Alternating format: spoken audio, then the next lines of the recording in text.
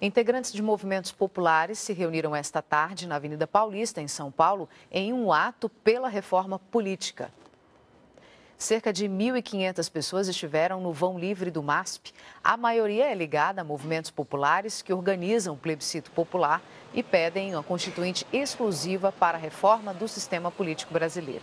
Este é o primeiro ato depois da votação simbólica, que teve mais de 7,5 milhões de apoios à constituinte exclusiva.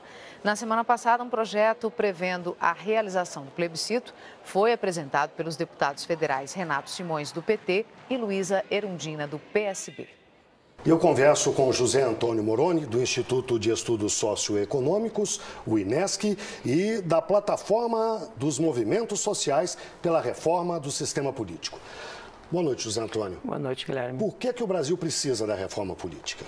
Bom, há um consenso, tanto na sociedade, na academia, da necessidade de a gente repensar o nosso sistema político. Não só a questão eleitoral, como o sistema político como um todo, que é todos os mecanismos de exercício do poder e no mecanismo também de controle do poder, né?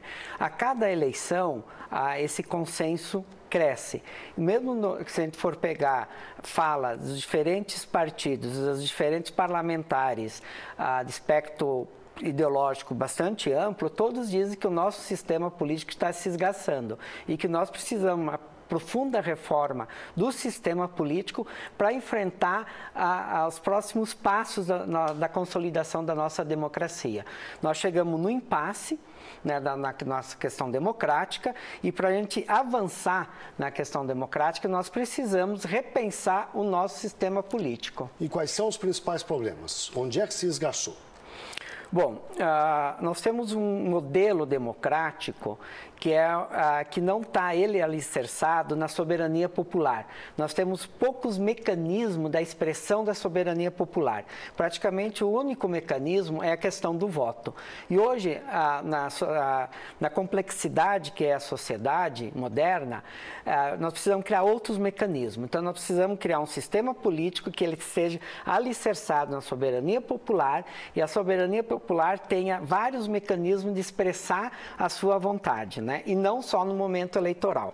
Então, nós temos uma democracia sem povo. Nós precisamos colocar povo na nossa democracia.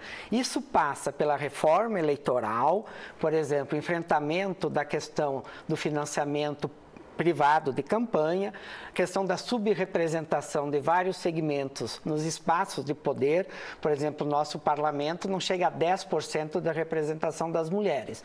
Tem vários segmentos que não estão representados no nosso parlamento. Por exemplo, a população, índios, negros, etc. Trabalhadores, de uma forma geral. Trabalhadores de maneira geral e tal, né?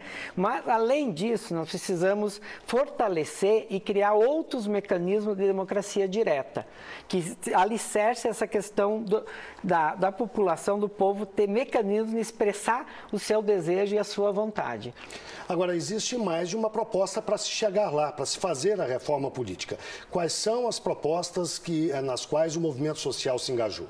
Bom, nós temos duas propostas, duas estratégias. Uma é a iniciativa popular pela reforma política democrática e eleições limpas, que trata de questões não constitucionais, não envolve mudança constitucional, que enfrenta o fortalecimento da democracia direta, dos 3 instrumentos da democracia direta criados na nossa Constituição: plebiscito, referendo e iniciativa popular, enfrenta a questão do financiamento privado do processo eleitoral e essa questão da subrepresentação de vários segmentos nos espaços de poder.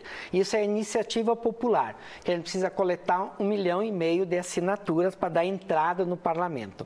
A outra iniciativa é da convocação de uma Assembleia Constituinte exclusiva e soberana do sistema político, para nós pensar toda a nossa estrutura de poder do nosso Estado, para enfrentar questões que o processo constituinte de 88 não conseguiu enfrentar. Isso vai muito além da questão eleitoral.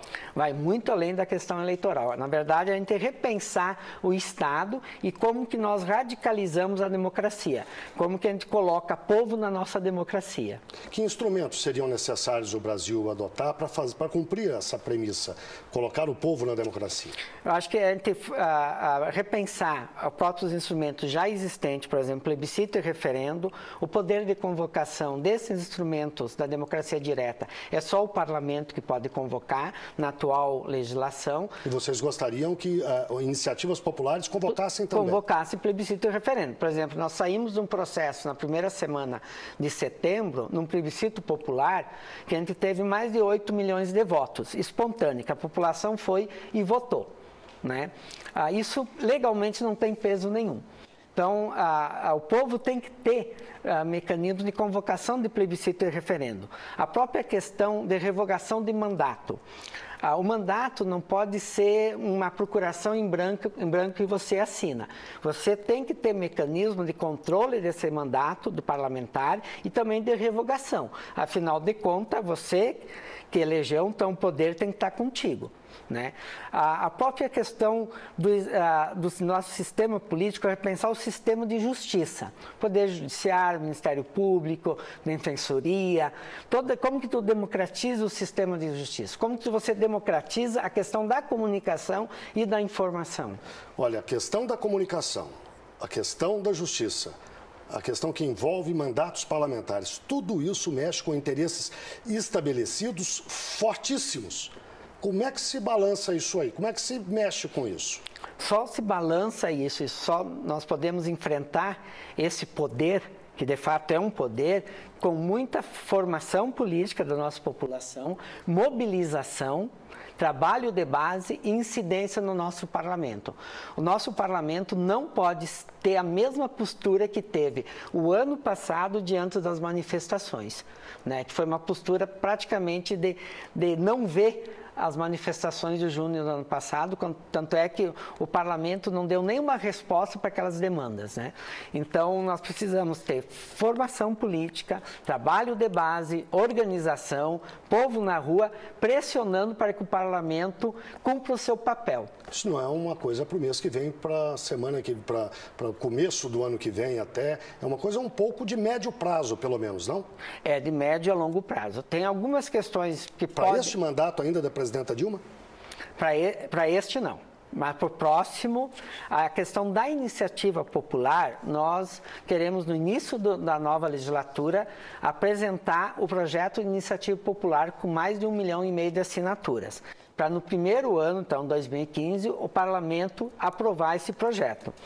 A dinâmica ou a estratégia da Constituinte exclusiva e soberana é mais a médio e longo prazo. Isso não se coloca no horizonte a curto prazo. E eu conversei com o José Antônio Moroni, do Instituto de Estudos Socioeconômicos, o INESC, e da Plataforma dos Movimentos Sociais pela Reforma do Sistema Político. Muito obrigado, uma boa noite.